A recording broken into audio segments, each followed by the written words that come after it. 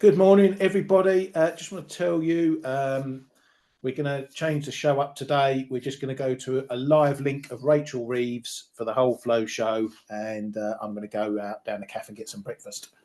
So, going to switch you over in a moment, and you can have a pleasure for the next hour or so. Just kidding, of course. Morning, K-Man. Are you here, or are you plugged into the Bird from Accounts? No, unfortunately. And good morning, Ryan. Good morning, everybody. I couldn't plug into Reeves because I had the bins to take in this morning. So, I had something really far more important to do. Sorry. Yeah. You better do them now before they get taxed, like everything else at the moment. But yes. So anyway, Rachel Reeves is waffling on. If you're in our chat room, you can get the super nuts of what she's banging on about anyway, because the speech was largely out yesterday.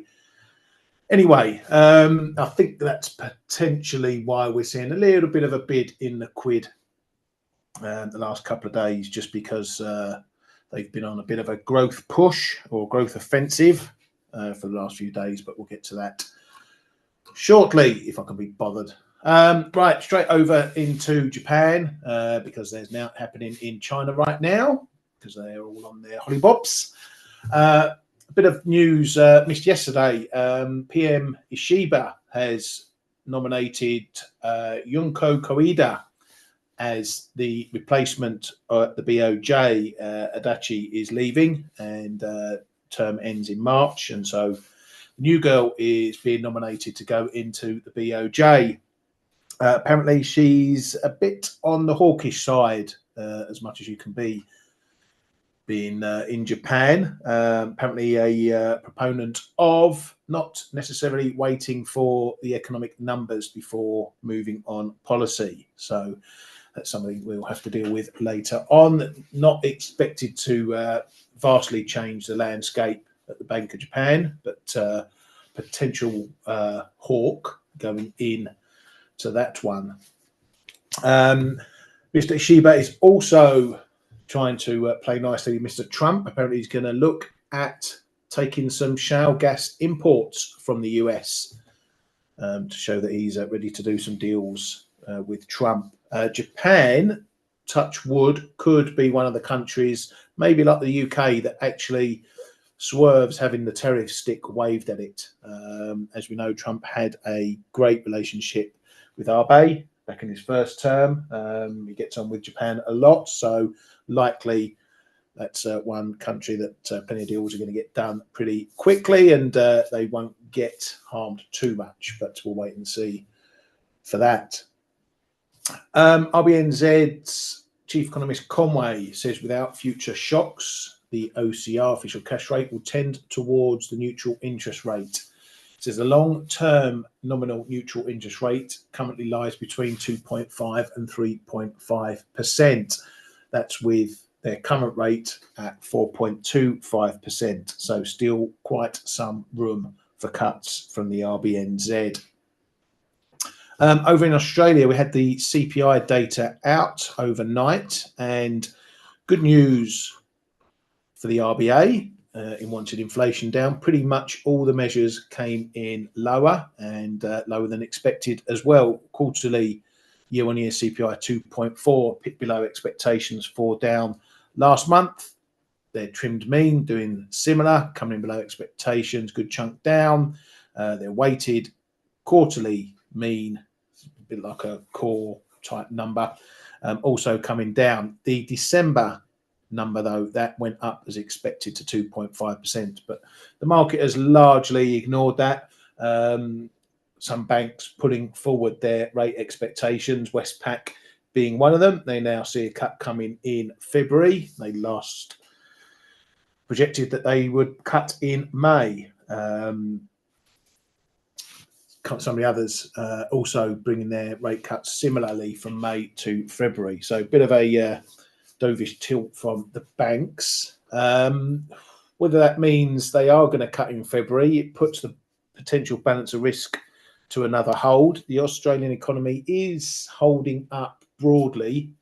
We're not seeing any sort of European-style weakness over there. Their jobs market's still pretty strong. That sort of thing. There's no real red flags over in Australia. So might keep them, probably will keep them on the more neutral side of things. But the market's all getting febbed up, so that puts the balance of risks to disappoint them if they do stay on hold. Kay, what do you think about the RBA or any other stuff? Are they going to be pushed into a cut in Feb?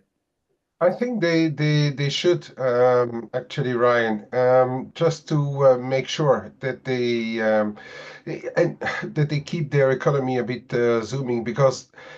But the interesting thing is for them, as compared to Fed and ECB, for instance, is they will have a nearly full month of Trumponomics in the bag, and they will be able to judge a little bit more. So they could be somewhere a bit dependent on those events as well, than rather only on inflation and local data. But in my opinion, they should now, because you're never safe from an accident with Trump, right? And it's always better to just go and keep a little bit of support in there, not needing to really keep the rates above 4% where they are now, but just closer to that zone. So in my opinion, they should. Inflation is coming their way, so there's there's kind of a good reason for them to cut in February, in my opinion. Yeah, I'm in two minds. Yeah. I know we know from fact that they tend to be a bit more hawkish, or let's say a bit more behind the curve than others. And has inflation done enough? I don't know.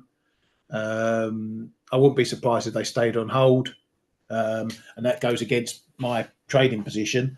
So you know me, a lot to be objective about these things. But yeah, I don't know. I don't know if it's enough. I think if they got another print and it went the same way, that would be the icing on the cake. But who knows what these clowns? Is definitely a hawker. Yeah. Who knows what these clowns are going to do? As I say, what we do know is they'll be behind the curve, whatever way they do it. So yeah, if they go in Fed, they'll be happy if they indicate it's a bit of a cut phase that they're going to enter into. Then my shorts should do okay on that. We'll look at prices anyway in a moment. Riksbank, they cut their rate by 25 pips as expected. They're now at 2.25%. Probably the main standout from the statement that there was no forward guidance on future cuts. They've moved to be decided meeting by meeting based on the data, blah, blah, blah, same as all the rest of it. In December, they indicated that they would likely cut again early in 2025. Now, they've done that cut. And as I say, there's no future promises on any further cuts explicitly as that. So maybe they're on a pause, maybe they're not. We'll have to wait and see. Traders, and this is not good news because this is my thinking. Again, more people watching the Flow Show, it seems, because apparently traders are now betting that the ECB will need to deepen and accelerate rate cuts. A lot of them citing the poor politics in Europe at the moment, particularly France and Germany, as well as economies, and also the possibility of tariffs. So that's a plan that was in my field of vision coming into this year. Now it seems, as I say, everyone else is jumping on the bandwagon with that as well.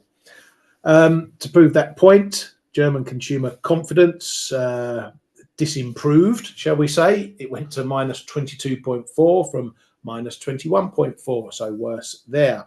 And it's also shown up the canyon between North and South Europe, because Italy's consumer confidence jumped to 98.2 from 96.3. Europe. People are looking for green shoots here. We're seeing this north-south divide again, but Germany's still in the mire. Which is quite funny, because usually it's the south which is suffering a bit more when there is uncertainty or downturns. But now Spain is actually also printing much better numbers than anyone else in the Eurozone. Unfortunately, Spain, Italy, Italy, we know those numbers are a bit jumpy because they can go from sunshine to rain pretty fast in their data. But Spain is holding up very well. As I said, unfortunately, Spain can't hold up the whole Eurozone on its own, right? We've got that political mess in Germany, and now this morning as well, it seems that the French budget talks are on the verge of collapsing again. There's no two people in France who can agree with each other. It is really a bit of a mess over there, and it is weighing on economies for sure. If you displease some of the bigger parties, they are very fast in letting their followers start to get onto the streets and what else not, and it's really not a nice picture in what we should be calling the core of Europe, which is now the engines are have drowned, in my opinion. So yeah, Europe is not doing well. You know what? It's going to take something to reverse that, because it doesn't seem like, because we what is it, end of February we have those German elections. Yeah, I think so. Yeah, France is still in a mess, so that gives you another full month, which is going to probably show up in, and then a full month of uncertainty, and then you will need to see other data coming March, but those data will come out in April. I mean, for me, the picture in Europe is still very bad right now, and then you had the uncertainty of Trump in there. And imagine that he goes a bit hard, and now he sees that Europe is weak. He could go and get out wielding with some tariffs if they don't act nicely on Russian sanctions and what else not. Yeah, there could be a period of really more trouble for Europe. Well, I don't see the end right now. Let's put it that way. I was thinking that, okay, 2025, if they get their act together, it may mean that we see a little bit of a European revival, but we will have to wait for it to really um, see it happen, right? We yeah, need to see something happen there. yeah, exactly, definitely. And maybe easing of the Ukraine war will be one catalyst. I'm not sure that sparks a growth boom in anyone, but at least it takes some neighbourly geopolitical pressure off everybody, and they won't have to keep sending tons of money and arms to. Because that's probably what the only thing that's keeping Germany afloat, isn't it? Rheinmetall and the likes sending armaments to Ukraine. If it wasn't for that, they'd be in a probably even worse growth Yeah. pickle than they are now. Well, the good thing is it's raining again, so maybe the water levels in the Rhine are creeping up a bit, but that's a very that's a very fragile thing to hold on to say that the eurozone is saved. Yeah, that's true. That's true. Right, coming on to some of the US data we got yesterday. Durable goods came in a little bit on the soggy side. Headline number down 2.2%. So that was a big old negative there. But there is some big swings in some of the components underneath. Consumer related goods were holding up okay. I had a look at the report.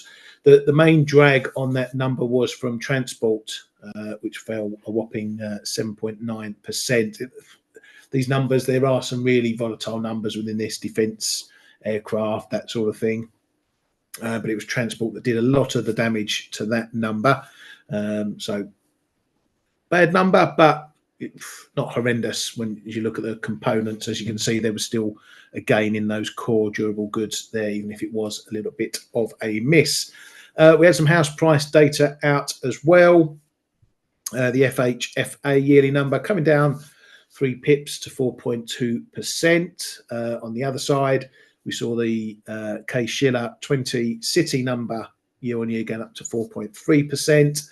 The national number went up to 3.75% from 3.59%, 3.6%, if I'm not mistaken. So a little bit of a gain there. Overall, what we've seen from the housing market thus far is no real worries, nothing for the Fed to get concerned about. Prices holding up pretty well, staying steady. They have eased off a touch on the annual numbers, but nothing that wants any big scrutiny from the Fed.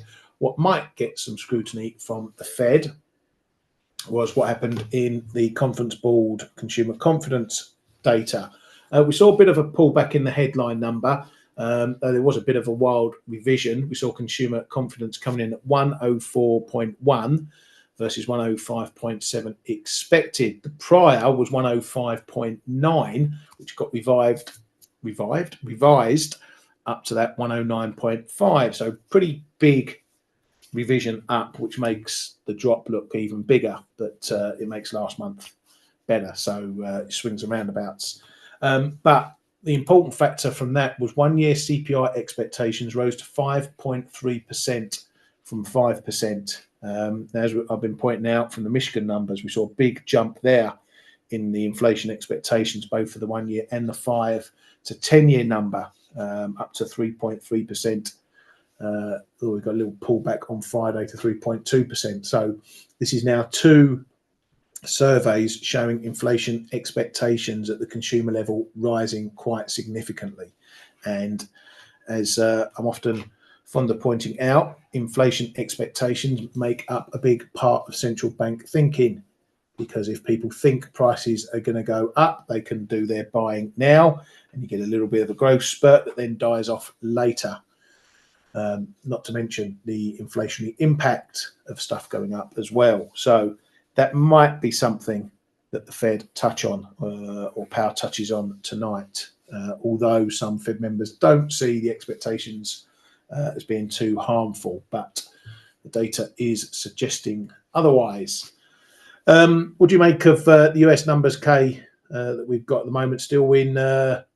Still showing, ticking along nicely. No worries for the Fed on that side of things. Yeah. I think if we look ahead to the FOMC, there's absolutely nothing in the data that should move them right now.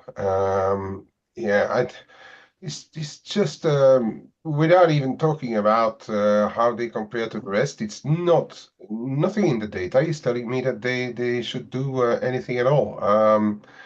No, so just keep the same line, I'd say. Yeah. Over to Mr. Trump. We'll have to start doing a whole new section on what's Trump done now. A whole new show. Yeah, a whole new show, the Trump show. Dear. Yeah, we'll be here all day. Anyway, his latest lines, he's going to pursue the complete denuclearization of North Korea.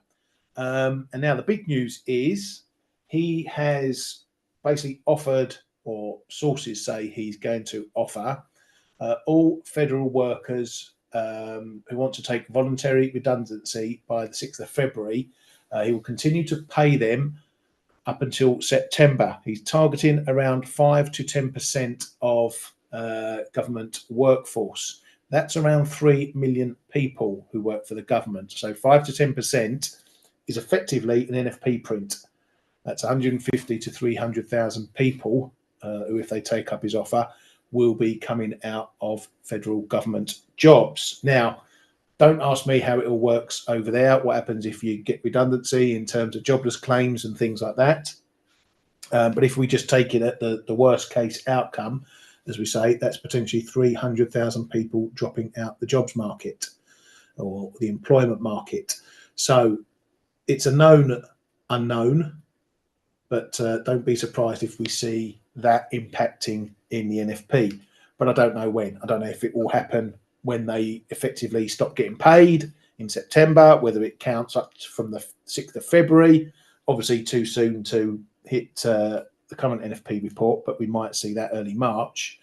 But it's a potential ticking time bomb from the NFPs, but it will be a known thing. So it won't be a big shock if we suddenly see down 200k non-farm payrolls print or something like that. We'll know likely what it is. Do you see anything significant from that, Kay? I mean, is this Mr. Musk asserting his Doge?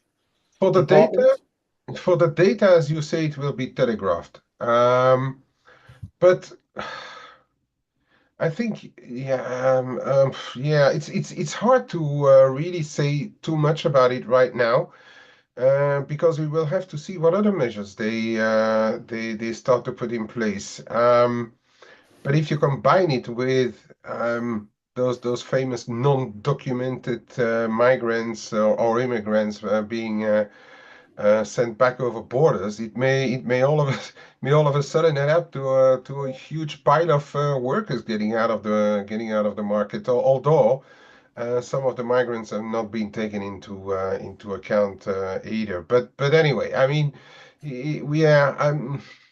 We could be in for a bit of a yo-yo and a shocker on the employment market in 2025, and I think this is one of also of the risks that there are, because if you lose a certain number of workers, it could actually be taken as a positive, because less costs in the administration and all these things. But there's always inflection points in whatever happens. What may be seen as something relatively positive from the financial side is probably going to be a drag on everything on other stuff like consumption and things, once they are effectively out of the market. And yeah, I think we have to be very careful about inflection points this year. But as you say, it's going to be very tough to judge when exactly all these things are going to come together, or how much will they be spread out.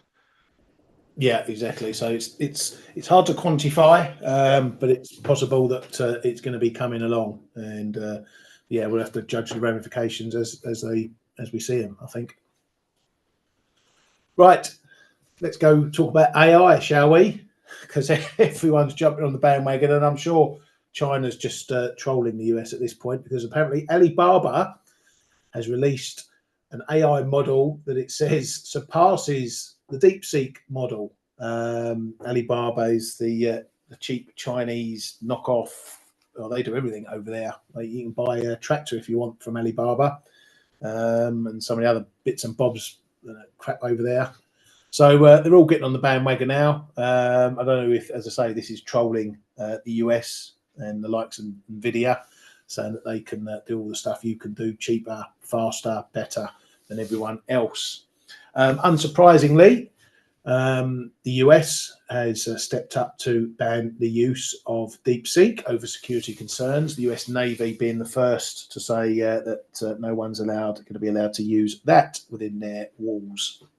So, yeah, no shock that DeepSeek isn't going to get much shrift over in the US, or potentially anywhere else for that matter. Right, well, what have we got? We've got two central banks today. We've got the BOC and the Fed, so we'll kick off there. I've not really got much time to put any thoughts together for the Bank of Canada. We are. What do we do? Are we even expecting a cut today? I think we're expecting, Yeah. 25 pips down to 3%. Mm. I think the Bank of Canada, like the Riksbank, like some of the other central banks, their rates are now getting down into potentially neutral territory. So the risk going forward is whether they start to indicate that they've done enough for now, they're going to go into a pause, or they've hit their level, their neutral level on rates, and what they're going to do afterwards. So the lower the BOC cuts rates, the closer we're getting to potential neutral. They have been pretty fast with their rate cutting. It struck me, as I mentioned before, that they haven't given themselves much chance to see the effect of their rate cuts coming. So I think for the Bank of Canada, there is a risk that maybe they start to indicate a slowdown, or else they don't and they want to keep going. We'll have to wait and see. What are your thoughts on the BOC first, Kay? Well, the surprise today would be that they don't cut, um, because of what may come. Because we've spoken about it. We have this big deadline coming up on the 1st of February. Is Trump going to slap tariffs or not? So there may be a case of them not cutting today because they want to keep ammunition for if something goes wrong next week. But yeah, the normal let's say thing would be to bring it down to 3%, and then yeah, just go as the Swedish Riksbank said, just go data dependent. I think today McLean may have just a little bit more of a fight back by Rogers, because I guess that she may want to be one that waits today. But the surprise would be that they don't cut. But will it make a big difference for the Canadian dollar, barring an algo blip? Let's say, for instance, if they don't cut, your dollar cat could all of a sudden be trading 143 and a half or so. But I think with the outlook of what may be coming on the 1st of February, I guess we are going to find deep buyers there, just for the sake of yeah, trading, front running potential tariffs. Yeah, if I don't know, I might be tempted by a dip buy if they go on hold. If we get some of these levels down here, maybe a little runner to take into the Fed, because I don't see the Fed being dovish on that sense. So if they do go on hold, if it is a bit of surprise, I mean, we might get you might get better than 142.60s on the back of that. With the CAD can be a bit of a wild horse when it wants to be, but yeah, I'll potentially consider a dip buy, depending on the outcome. Yeah, but be careful what you do. Be careful what Yeah, you do then, for the end of the week, because on Monday it's gap open guaranteed. yeah, exactly. Well, yeah, yeah. I Yeah, don't know. We know it's coming, don't we? That's my only thing. Everyone knows tariffs are coming. I think the yeah. But I potential mean, gap. if imagine that he doesn't put the 25% up Oh straight right, away. yeah, I mean, and then you got your dollar cat is trading 142 or 141, right? yeah. But then on the flip side, And if he does, it's we could get a 46. headline that they're going to secure a deal. Everyone's rushed to the table to secure a deal to avoid those tariffs. So yeah, I definitely won't be running into the weekend. I'll give you that, unless I'm like 300 pips on side, something like that. But Yeah. if I do anything, but no, maybe just a quick 1-2 over the Fed, perhaps.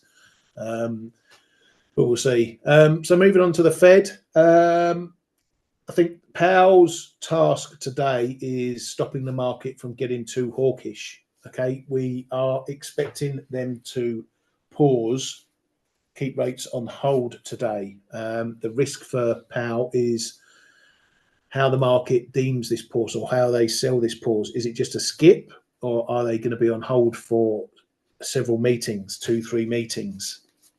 And I think, as I say, that's the task. We already know, been speaking about it, the market has slowly got more hawkish on expectations about the pause. And this meeting is going to be important. As I say, these first meetings of the new year can be very important, because it's going to, at the very least, set market expectations, probably for the first half of the year at the least. Okay, so it doesn't matter what happened in December. Everyone wants to know what they're going to do this year. And it's going to be pretty important. I think Powell's got a bit of a job walking that fine line between not being too dismissive of inflation and sounding too dovish, but also not being too hawkish. So I expect the sound bites to include both sides of the hawk dove case, whilst trying to stay in the middle. But the risk is that he's a bit more dovish than the market's expecting, or less hawkish than the market's expecting. If he says it's a skip and that everything's still on the table for every meeting moving forward, that might give the dollar a little bit of a knock. But yeah, he's become a master at walking that fine line. Kay, are you expecting anything different? Yeah, absolutely. And I know my base case is that he is going to walk the fine line, because he cannot do any otherwise, based on data and what's potentially to come. Um, what I would say that regardless whatever he does or says today, Trump will shoot him down afterwards, right? That is something that I think our audience be aware of, regardless whatever he does, unless he cuts, of course. Then he may get pat on the head. a bit of an applause, but he shouldn't. But regardless, whatever he says, he's probably going to be shot down. And I think we should be a bit careful with picking a side based on what Trump is going to say today, because he's for sure not a fan of Powell. So he's probably going to nail him later on. But I know I think Powell stays in stays in the middle. Not enough data to cut, but as you say, he may just leave the door open, because they must have ran their models as well, for different scenarios, with more or less no tariffs, and he may somewhere have like ready-made answers, because the questions will come, right? In the Q&A, those questions will be coming, and he may have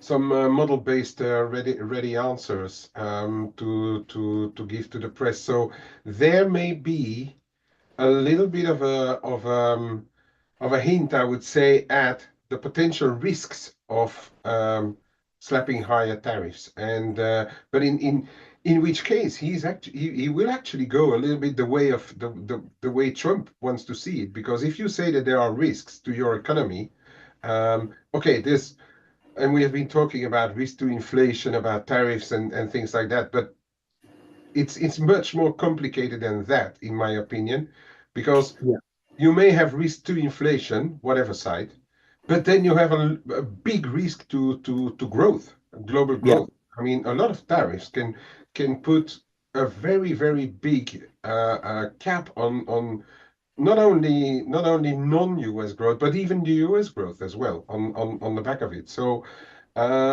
yeah, there could be some stuff in there that says, well, let's be careful here, because we are not only looking at inflation, we're also looking at growth, and that could be the dovish slant, the dovish side of what he says today. Um, these keeping the door open to what comes is probably going to be, as you say, very, very important, but it's the way he brings it over. If it's, oh, we are aware of the risk that tariffs can put on inflation, is one thing, but we also are very aware of the risks to growth, and that would be, to me, the more dovish side of things, yeah, and we might even mention the government thing, and Oh, yeah, the now jobs. that it's out in the open, yeah, you're right. Yeah, the jobs. They're there to protect the jobs market. That's their mandate: full employment and Yeah, stable prices. That's the mandate. I think whatever happens, these meetings, there's lots of different outcomes. We've got the Trump thing in the middle of it as well, where he could say anything and move the market, whatever. You have to come back down to the fundamentals, and the fundamentals are that the Fed still want rates down. That's at the back of their thinking all times. Even if they have to hike again, they still want rates down. The US economy is still doing okay. It's still, even if you take out the tariff risk, it's inflationary on its own, because the economy is still doing so well. People are getting paid, people are getting decent wages, jobs are still plentiful, the economy is ticking along. You get natural inflation from that. It's not blooming to 10% inflation like we've seen in shocks, but it just means no one's cutting prices anywhere, because they're not trying to scrabble around to get business. There's no need to cut prices, and there's opportunities. If you're making good money and people are paying it, you edge your prices up a bit and try and make a bit more margin. So that's part of the reason why the Fed are going a bit more to the hawkish side, is because they've got that natural inflation pressure on top. If Trump brings additional pressure, whatever, that's something to deal with later. But the US is in a stable inflationary environment at the moment. So you've got to take that into account, whatever Powell does or says as well.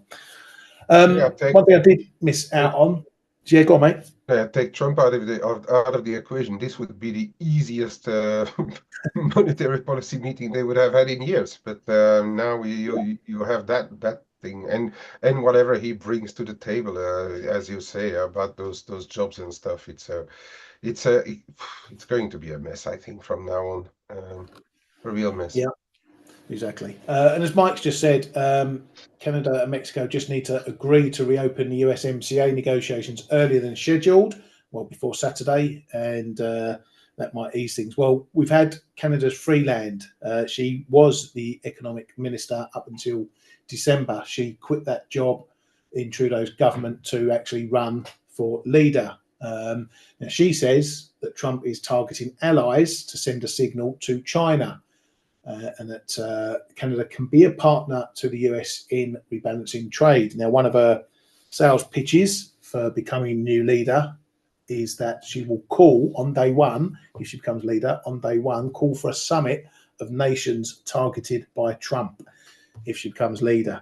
The thing with Canada, Kay, Trudeau's still in charge, but we know we're heading to a new leader, government, whatever. Who can make the decisions about what happens ahead of Saturday? Is there anyone there who's got the ability to do that? I don't know to what extent he's already listening or taking potential people that will take over as opinion into account. But it's I think there's probably an additional risk to Canadian dollar if they don't go if they don't go straight away to the table. We know that Trudeau and Trump don't like each other, especially Trump doesn't like Trudeau at all. So if Trudeau says something wrong, that may get the markets even more negative, Canadian dollar in the short term at least. Yeah, I mean, it's a good question, Ryan. I really don't know who is. Well, Trudeau should be making decisions right now, but does he still have the backing of enough people to support whatever decision he will make? Yeah, exactly. We shall see. If you Yeah, have to Mike pick, says but Canada has had delegations in Washington, I think, since Trump's election and even before. I think they're constantly over there, Mike. yeah, I think if on the balance of risks, you might think that there's more chance of Mexico getting a deal done before the weekend than maybe Canada. So, you know, it's not going to be that both currencies are going to go the same way. We could have the Mex benefiting if they get a deal done, and Canada dollar going the other way. Right. Anyway, enough waffle about that. Let's get into looking at some prices. Firstly, I'm going to go back to Main King, who I saw your question yesterday, mate. Apologies for not getting round to it. Talking about folding trades. What would be an example of taking an FX position that is fine to run for ages in the current circumstances? I think you're talking about our constant warnings about headline markets, Trump markets, where, you know, moves can be reversed or moves can be accelerated by a headline, a squawk, a tweet, or whatever, and just being cautious in taking profit. But that's not to conflate that with trying to run a trade. Okay, my philosophy: if you're in a winning trade, you should stay in that winning trade as long as possible. And there's nothing wrong with keeping that philosophy for these types of markets. So any trade you can run for ages, Main King. If you're in profit, then run it. But you have to take the conditions we're in at the moment. I.e., if you see some profit, it might be wiser to take some profit quicker, move your stops quicker, get to break even quicker. Okay, just because of that increased volatility risk that you could get tipped out very, very quickly. Take the Fed in its example. Kay said it, and I've said it before. If you're watching Powell on one screen, you got to have Truth Social open on the other, because Trump could pop up at any time, even during Powell's presser, and post something that's going to move the market. So Powell might go, yeah, we're on pause until the rest of the year. The dollar's shooting high, and Powell says Trump comes out with something. completely against that. He's going to weaken the dollar. The Treasury is going to go after this, that, and the other, and we see a complete reversal. Okay, so you can run any trade you want for as long as you want within your parameters and strategy if it's going your way, but just be mindful that there's greater volatility. So being a bit more nimble in your profit taking and stop moving and that sort of thing is more warranted at the moment. I don't know if you've got anything you want to add or take away from that, Kay? No, it's just that there's so many moving parts in this market right now that it's quite tough to have a long-term view on FX. That if I understand the question right, to keep for ages, meaning that you take a position now and you say like, oh, I want to run that into 2025. It is very hard because and whatever currency you look at, it's already hard to see what's around the corner. Even if you take away the dollar, which we can't, of course, because as I've been pointing out in my 2025 preview that we posted on the Forex Analytics webpage, Trump is still having the traffic lights remote control, right? So he's going to direct a lot of stuff, and I would say when we will know exactly whether it is real tariffs or it is the threat of, and it's rather going to be a Besen style, I think then we may start to look at putting on perhaps some longer stuff. But the data for now is the data for now are even like employment data, right? They have been defying all laws of gravity in 2024. The last one in 2024 was even a better number, but I think those in 2025 again are going to be a big driver. So you may say that even if it doesn't go like really too hard on tariffs, okay, that may be a negative also for the dollar. But then if your economy holds up in the US, then why would you be short dollars for longer? It's to me, it's still too difficult. And yes, Ali, but we were talking about pure effects, I think here. I mean, gold and silver and some of those industrial things as well is perhaps a different view because gold has been a different view, okay? Because the gold has been a trade which is a hedge against all the bad things in the world. And regardless where interest rates are moving, regardless where the rest of FX is moving, I'm viewing gold as a different kind of instrument. And yes, I've been long for a very long time. There's, as Brand says, also physical stuff in there, but also hedges. Imagine that you're in China, and I'm not talking about the PBOC, but imagine that you're in China and you know that Trump is going to be elected. You know that Europe is also not looking at you with the best of eyes because you are supporting Putin and everything. It's a bit logic that there has always been demand for gold, but that is just a combination of a lot of factors. So no, I was talking about FX. My pure FX positions, currency positions are much more shorter term than that I had before. Yeah, exactly. And my last add to that is think of trade at the moment like fishing. When you go fishing, you want to hit the big record-breaking fish, the big stuff. But there's nothing wrong with landing 100 tiddlers because it can outweigh the big ones. So, if you have to do a lot of little trades, taking lots of little profits to get through this type of market, then that's what you have to do. You have to adjust with the conditions. Right. Let's move on.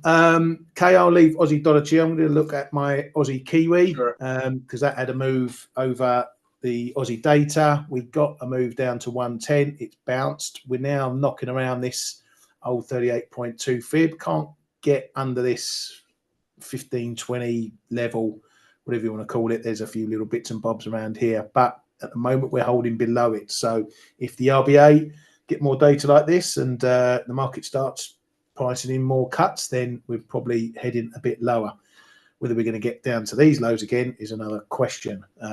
Same for the Aussie dollar, which I'll let Kay have a look at. Euro sterling quickly, because of what's going on with Reeves and Starmer, as I say, on that growth offensive. Their tone has changed. They've been very, very negative about the UK finances, what the Conservatives have done and everything. And I think they've finally woken up to the fact that if you talk the country down long enough, then you start upsetting investors. And I think some of this pullback that we've seen, this bid in the pound, has been on that change of tone. Not seeing any big moves after Reeves has finished her waffle, so the market maybe had already priced in the change in tone already, and we've got nothing big for investors to jump on from her speech today, not or stuff that we didn't know days before. Anyway, right, Kate, let me bang it over to you for a couple of times ticking on. Yeah, I'm going to go rather quickly as well. Yeah, I can't find my button. There we go. Right, question about the Aussie. I don't like it. I said already in our room as well a number of times. I don't really like what happened on the Aussie. Before we got into inauguration, I bought actually a 63 and a quarter call, because I thought if we get through 63 and a quarter on the Aussie, it's likely gonna run. And look what happened. We capped right there. And we're starting to come off again. I really don't like the way this is trading right now. So we failed at 3 and a quarter. We're back below 62.80, 62.70, which is an additional reason why I don't really like it. And we are very close to support here, 62.20. We're already trading well around 62.30, but it still doesn't show me too much strength. Now, I'm straight away going to go to the other question about I'm